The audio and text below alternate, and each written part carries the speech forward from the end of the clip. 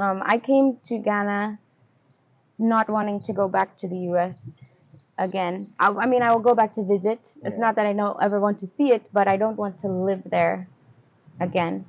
You know, the life there on the outside, you can put it into a pretty package. Anyone can put their life in a very pretty package. But the experiences that you have once you go out into the world, sometimes you don't have even words to put to them because the way you are treated, it's so silent, it's so masked, um, it's very like sub-level and it's deep.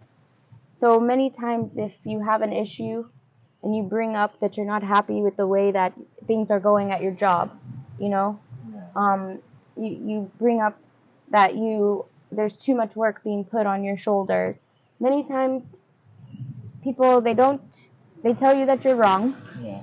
Or you'll say, I don't like the way you're treating me. They'll say, no, I'm treating you like everyone else. But is it really like everyone else? No. So for me, I wanted to come to Africa, and I'd heard many good things about Ghana. It's peaceful here, you know. I did not realize that I didn't have freedom, spiritual freedom for my soul, you know, for myself, until I came here.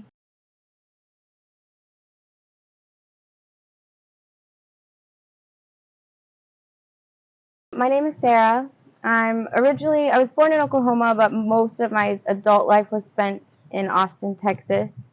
I came to Ghana in June of 2022. I spent 6 months in Accra, and then I spent all of 2023 in Cape Coast. And then at the end of December at the end of 2023, I moved to Brony Bima. Oh, okay. So that's where I've been. So it's nice to have lived in a couple different cities since I've been here. I came to Ghana not wanting to go back to the US again. I mean, I will go back to visit. It's not that I don't ever want to see it, but I don't want to live there again. Why did you have the thoughts that you want to go back to America? You know, the life there on the outside, you can put it into a pretty package. Anyone can put their life in a very pretty package. But the experiences that you have once you go out into the world,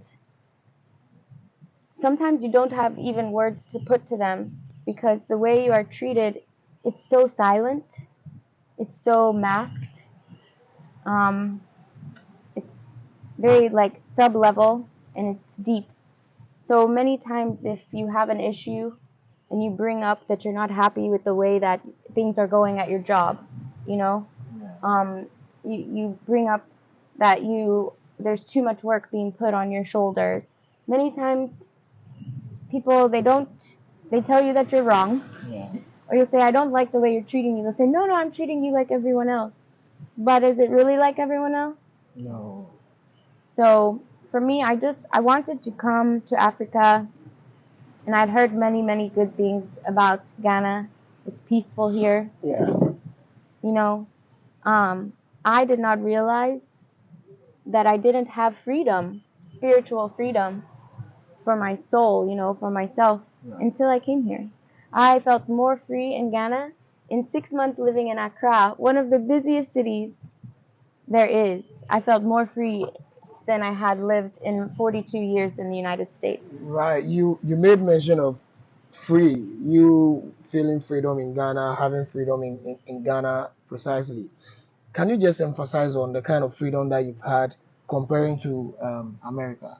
Yeah. So what I mean by freedom is just free to be myself openly, free to express myself openly without somebody telling me that it's wrong. In the US, many people would shun me if I didn't agree with how they wanted. Right. And when I say many people, all of those people that I'm referring to were white, you know? And so I became a people pleaser there. I would do anything to make people feel So comfortable. you were pleasing the white. And when they were comfortable, then I could do my own thing. Okay.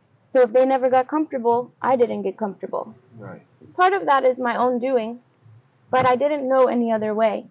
Here in Ghana, people might say, "Oh, we don't do things like that." Right. But they'll say, "You can do what you want, but I don't do it that way." Yeah, You know, like, they think you don't know the system, so at least there should be consideration for you or what?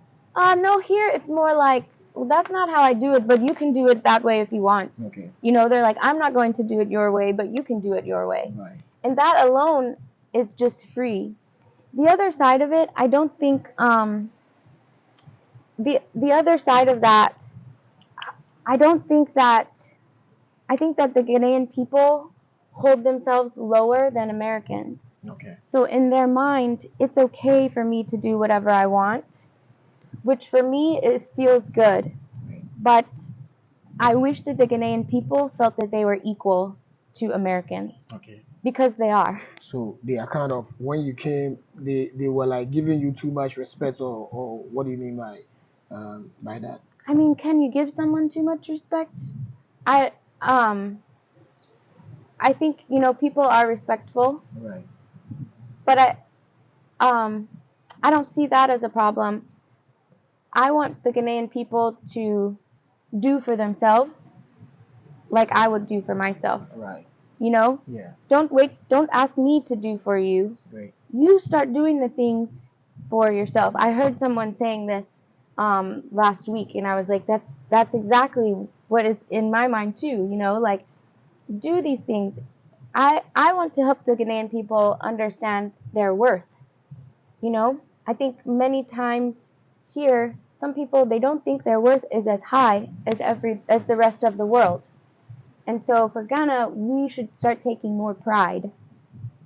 But don't you think being pride, or maybe having this pride in you, can also spoil a whole lot of things, can make you go down? Because in terms of personalities, if you have too much pride in you, you seems to do things in a negative way, or maybe you seems to do things that doesn't please people. I think that's about your heart. Okay. If you have pride in yourself with love, Yeah. it's not going to feel bad. But if there's no love behind it, if it's pride and taking, it won't feel good. So maybe that's what it is first. The Ghanaian people need to learn to love themselves. Right. And then have pride in themselves. Well, because also, you keep hearing, there's not enough money, there's not enough money, we need money, we need money.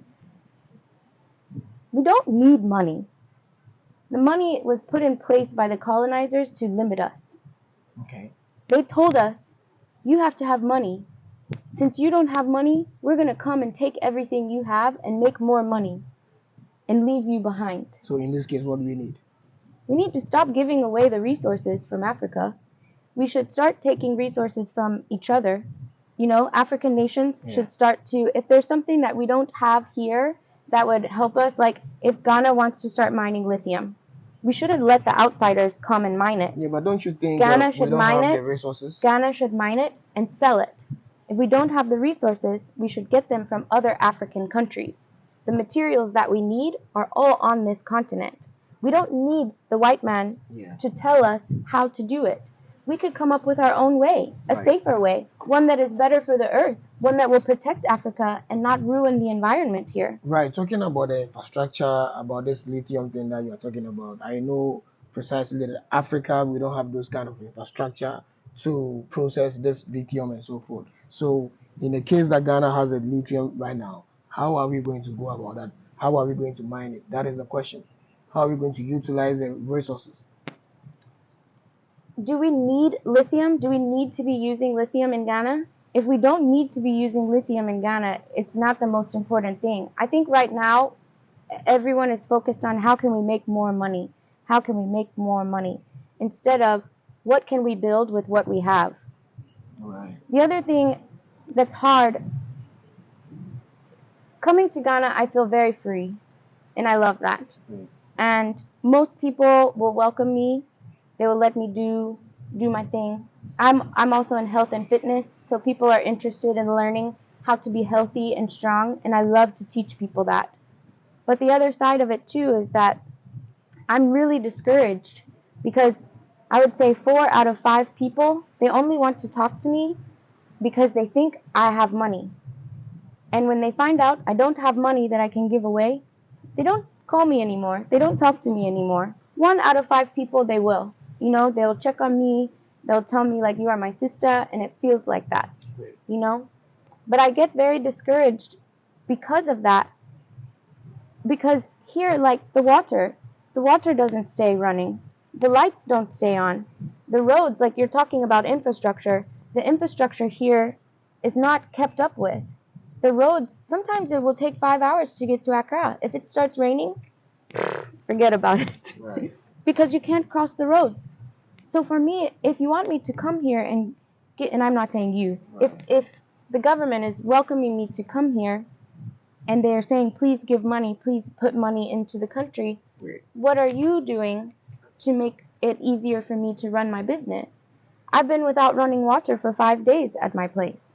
Wow. You know? Yeah. And then the lights are going off on top of that. So there might be some hours of the day I don't have lights, I don't have water. Yeah. How can I do business like that? You know? It makes it very hard. The roads are not great. So that makes it hard to get back and forth. How can I go and bring my business throughout Central Region if the roads, they don't get me to and from where I'm going? So, you know, there's a lot of good aspects. There's a lot of hard challenges. But I feel very discouraged when the only thing that is asked of me is to give money, give money, give money. I have more than money to offer, you know? And the same thing for the Ghanaian people. The Ghanaian people, the regular everyday people, not the politicians, they have more to offer than just working and selling, you know? Why can't we build programs? Why can't we change the education system here? Right. We're using the European British education system. Right. That does not serve Ghana. Right. You know, we should be teaching kids that are young. Like, once you get to senior high school, the upper levels, Right. we could be teaching those kids about finances, about agriculture, about healing. You know, there's so many things. And the kids here are smart. Mm-hmm. So smart. Do you know there's a program going on, the Gifted Kids show, Right. the Gifted Yeah. Crafted Kids Yes. show? Yeah. There are children building blenders out of tin cans. Mm. You want to know how we're going to start mining? Bring those children in. They will tell us how to mine this, Right. and they'll probably do it where it's safe for Africa. Great. Great. You know, Great. we don't need the European infrastructure. We can use the Ghanaian people, the Ghanaian minds, the smart people that are here, and build something into this country. It won't be immediately, but, you know, how can we break away from the system that we were forced into so many hundreds of years ago? Right. We're still in the same system. Okay.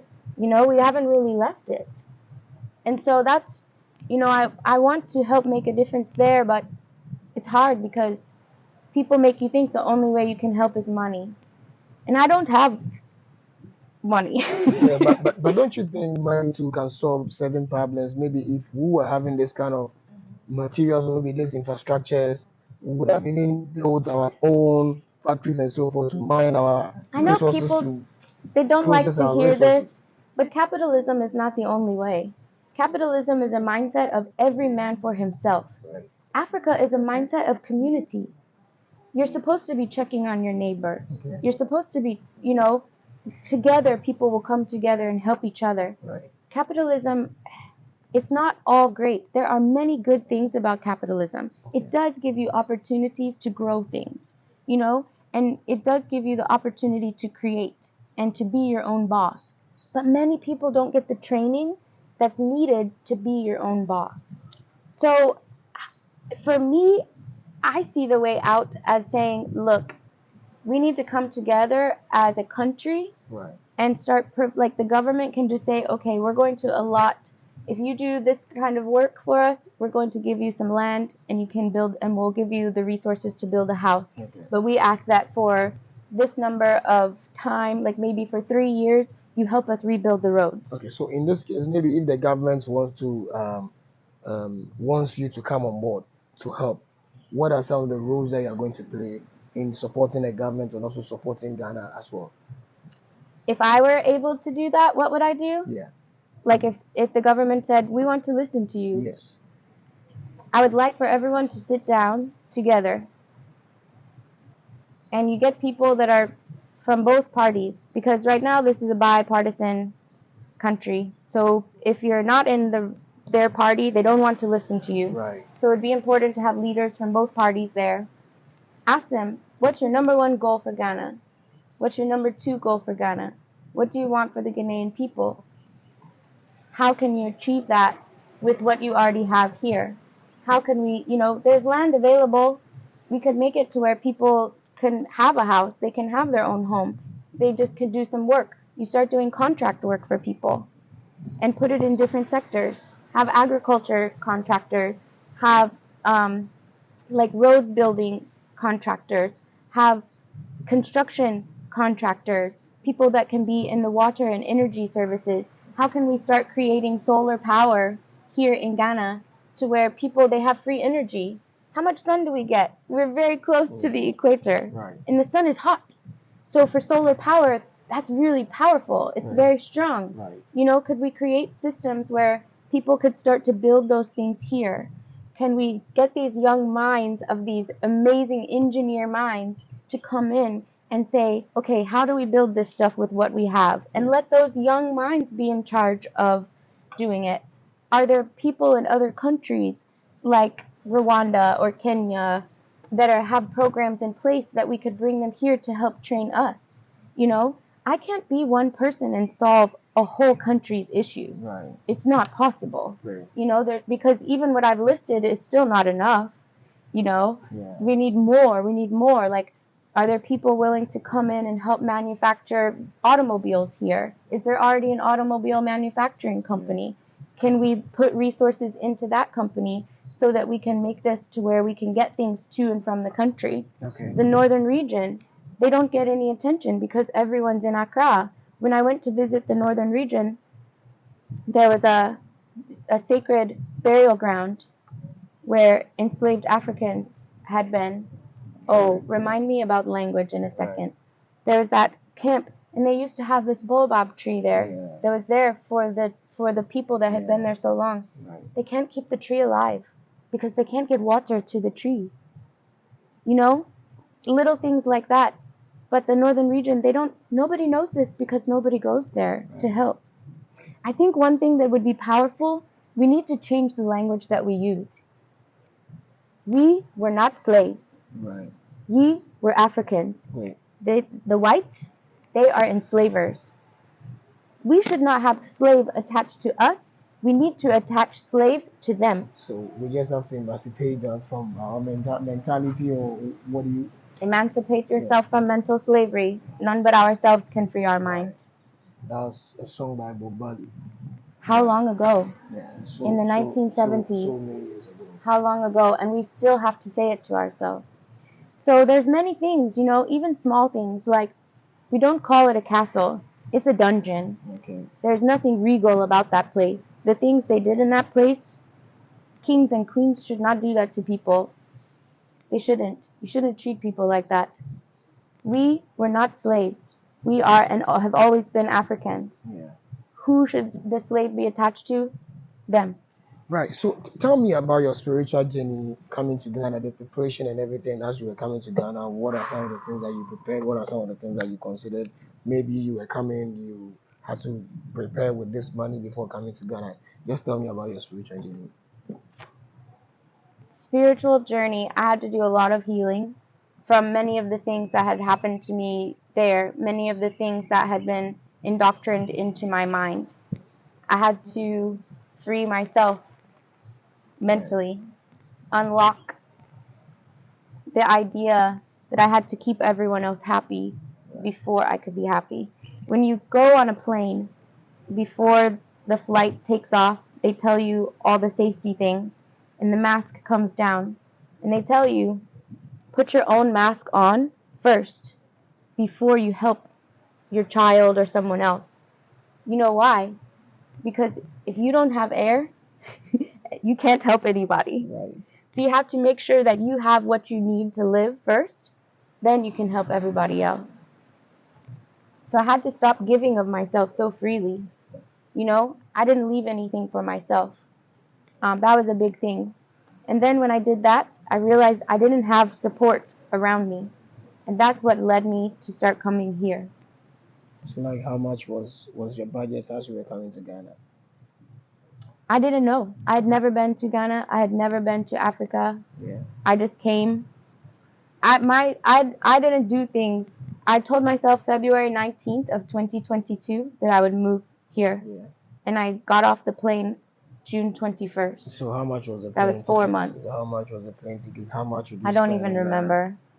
I don't even remember. I wasn't, that's not what I was thinking about. Okay. You know, I wasn't thinking about the money. I was thinking about how can I get myself to feel safe? How can I get myself to feel peace? I had already found some peace, but how could I keep the peace? I wasn't able to keep it. Well, I still need to ask this several questions. I need to get an answers from you, since you are saying that you find peace in Ghana and you wish Ghana has developed and so forth in so many sectors and so forth. Let's put this diaspora, maybe African Americans and also Africans together. At least Africa is a continent full of riches and so forth. There is full of possibilities in Africa. Let's not forget that we have everything. The thing is that Africans are not trying to do things with diasporas or maybe African Americans. In this case, how do you think? I am saying in my situation that you being an African American, you are not the one to solve African problems.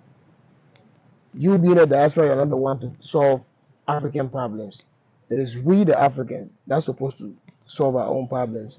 The fact that you are even from the States doesn't mean that you are not an African. You are sitting here as an African because you have a skin color just like me. Maybe my DNA can be just like you. But in this case, that as you are here in Ghana now, you've seen several things that you think it's going wrong that Africans we should solve. How do you want Africans to bridge the gap between, or to bridge this gap between Africa and also African Americans in order for us to develop our own continent, as you are saying that you want to live here peacefully? To bridge the gap, I can only speak from personal experience. I can't speak for everyone. Right. But we have to start coming together to get to know each other outside of business. That's going to be one of the key things so that we can respect each other and love who one another is. I highly recommend to any diasporan coming here, learn the language. Mekafanti kakra. Musuya fanti. And just by learning the language, you learn so much about the people that you're trying to live with. I think from the African American side, what we can do to help bridge the gap, whichever area or community you're trying to become a part of, learn the language, speak the language when you go out. You know, talk to people about what they do for their day, what do they do with their children, you know? Get to know each other outside of business. For the Ghanaians, my recommendation is when you meet me, don't think of me as your source of money. You know, Yeah. no one's coming to save us. We have to save ourselves. Right. No one's coming. You can pray. You can ask every person that walks by, are you the person that's going to change everything? No. We have to be able to do the work ourselves. And I don't think it should be stuck all on Ghanaians. I don't think you guys should have to fix this place so I'm comfortable. I should have to take part in that, you know? Are there programs, like for me, I'm now opening an NGO. So I'm offering free services to youth and to elders to teach about fitness, nutrition, and wellness. Teaching people how to be healthy and strong. It's very empowering to be able to take care of yourself. When you feel healthy, everything else is better. If you don't feel healthy, Yeah. it doesn't feel good. Well, I still have to ask you several questions about your statement that you made, that you were into NGO and also you want these African Americans to learn the languages too as well. There is a barrier. In order for us to break all these barriers, we need to rectify all the errors and everything in it. You are definitely living in a fancy community, and it is obvious, even though there are educated people around Bima and so forth, but it is obvious for you to see people speaking English. Mostly they speak fancy. So just in case you are fresh in the community, or maybe you are new in the community, and people that are living in the community doesn't know how to speak English, one, how will you communicate with them? I speak whatever fancy I know. Yes. I know enough fancy to meet someone, tell them who I am. Right. You know what I But mean? you came here before learning the language, right? You didn't learn the language from America. No. You came to Ghana before learning the language. So just in case you were fresh in Ghana, how would you communicate with them? Oh, like if I hadn't had time yet. It depends on the person. Some people are better at communicating than Right. others, right? Yeah. So sometimes what happens is somebody comes in and helps translate because they see it happening. Right. Sometimes you're using like your human sign language, Right. you know, where you're just pointing and showing things. Okay. But as you're doing it, if you hear them say the name of something, repeat it and point to it. You know, they're like, you know, Senaho, you know, or they're talking about egwa, you know, and you're like, egwa, Yeah. egwa, making sure that you understand what it is, That's and true. you just learn kakra kakra, obeye, Yeah. akoko bonomuntu, Right. right? Right. Right. There is another thing that you also said about the NGO, because I know definitely NGOs are the downfall of Africa. You know why I started an NGO? No. Because they told me I don't have enough money to open a business. I didn't want to be in the nonprofit here. Well, so are you trying to do an NGO to make money before you start a business? No, part of my business was already to give free services. My business plan was to service adults and give free services to youth and seniors. So instead, what I did is I said, you know what? I'm still working in the US. I'm still making small US money. Right. So I can do that to survive. I can just focus on what I was going to do with the free services. And so I had to flip that around. But that's something else that the government could do to help diasporans coming here. Yeah. Make it easier for us to open a business. Right. They're telling us we have to have $500,000 in assets. Well, it's really And obvious. that's for services. Yes. If I wanted to sell goods, $1 million US dollars Right. in assets.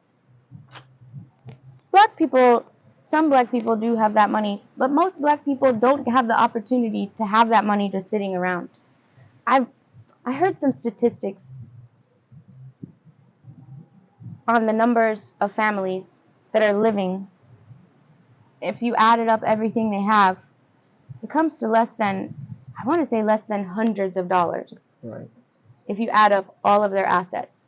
Many, many families in the US. I myself was fortunate not to be there, but I don't have a lot, you know. I was fortunate to have enough to be able to be okay here, to get myself started here. And then over time, I'm going to have to shift and to be able to doing everything in Ghana. For me, it's a slow process. You know, I have to keep some things going there so that I can build here. But many families in the US, they may not even be able to afford a ticket to come here, to fly here. So to ask for us to come and then say like, oh, you need $500,000 to $1 million in assets. It's not achievable for most people. Right. So one thing the government could do to help bridge that gap for us is to lower the standards so that we can open businesses here. So you really mean that you've never seen $500,000 for your lifetime as you as a millionaire? What do you mean? Over a long time. Yes. I'm 44 years old. Right. So of course I've worked long enough. No, but I'm talking To about having this over time. bulk money and you've Never. never seen that. No. No. No. Wow. That's not what it's like in the US. Most families will never see their bank account say that. And they're not talking about it has to be my bank account. That would be between my house, my car, my bank account. You add it all up, you know. But I don't have that. Well, how do you finance your NGO? Even though you said you were making some money from America and so forth, maybe it can be online business and so forth. Personally, I spend my own money, but I take donations. So some people, they don't want to take the service for free, so they donate to the cause. Or I start to do group workouts and I charge small, like 20 CDs. That goes to the NGO and that pays for me to go to see people at their home so I can pay for my transportation. Right. The overhead cost for my NGO is very, very small right now because it's just transportation. Because otherwise, it's me. It's just the knowledge that I have, and I teach people how to reduce pain in their body. Just like as you said, you were taking donation from people. I think for me, from my side of my story, I would say maybe the donations that are coming mostly are from America, mostly are from the Europe, mostly are those Europeans and these Americans and so forth. So they're all people in Ghana. Yes, I know there are a whole lot of people in Ghana that are also donating to you. No, the only donations I'm getting are from within Ghana. Within Ghana. So that means you've never had any donation from somebody from America. My NGO is not complete yet. It's very new. That's why I said I'm opening an NGO. I am starting an NGO. My NGO has not been running for this whole time. The license, I just have the provisional license. That's a long process also too. Like for those of you coming that want to get into an NGO, it's a lot. So just be ready for the paperwork. But yeah, my license is still going through right now in Accra. Well, how did you discover a country Ghana? Because I know we have 54 to 55 countries in Africa. 23andMe. I found out I'm 20% Nigerian and 8% Ghanaian. And I didn't want to start in Nigeria for the first country that I visited in Africa. I wanted to come to Ghana instead because I actually have Ghanaian ancestors. I think I recently interviewed one lady who came from, I think, Chicago, and they came from Chicago bringing a monument to Eastern region because they've traced their family and they've known where they are. So they brought the monument to. I have not done that. Oh, okay. So you haven't done that. Okay. So far so good. How many African countries have you visited so far? 2. Zimbabwe. Ghana. Zimbabwe and Ghana. So how was the experience at Zimbabwe too as well? It wasn't good. I went to Harare. I didn't see very much African culture. It was very sad. They were spending US dollars. I went to the ATM. Benjamin Franklin came out of the ATM. Wow. Maybe them using the dollar is just trying to boost the economy, or what do you think? Like, don't you think that? I don't even want to pretend that I know why. I don't know why, and it doesn't matter why. I didn't like it. It didn't feel good. Wow. You see, you go into the grocery store, it says 5,500 local dollar to $1 US. Yeah. You go in the store, you buy this fruit pie, whatever, 6,800 local dollars. What?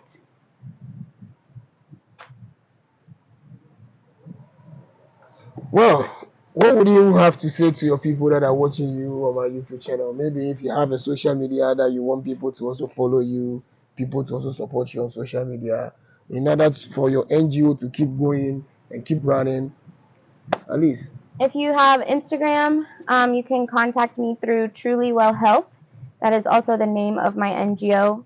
If you're interested in supporting the NGO, or if you need support yourself and you're interested in training, I offer virtual training, so you don't have to be in Ghana itself, but you could email me at thisishhowiheal4@gmail.com. thisishhowiheal4@gmail.com. And again, my name's Sarah. Truly Well Health is the NGO. Okay, so she said everything. She said it all. Like just like I normally say, Africa is just the key to the world. You need to come to Africa. Do not let anybody deceive you. You know, this is really a peaceful place, and it's beautiful. Come on, you can just see, look at the environment. Very good. The fresh air that we are breathing, you know, is good. So come on, pack your bags, move to Africa, and at least come join Sarah and join Aklevi as well. So as you're watching, you keep supporting her and also make donations for her so that the NGO can also keep running, and also keep supporting me as well. Like my video, share, subscribe, and also hit the notification bar as well. So as you are watching, Africa, the key to the world. Bye bye.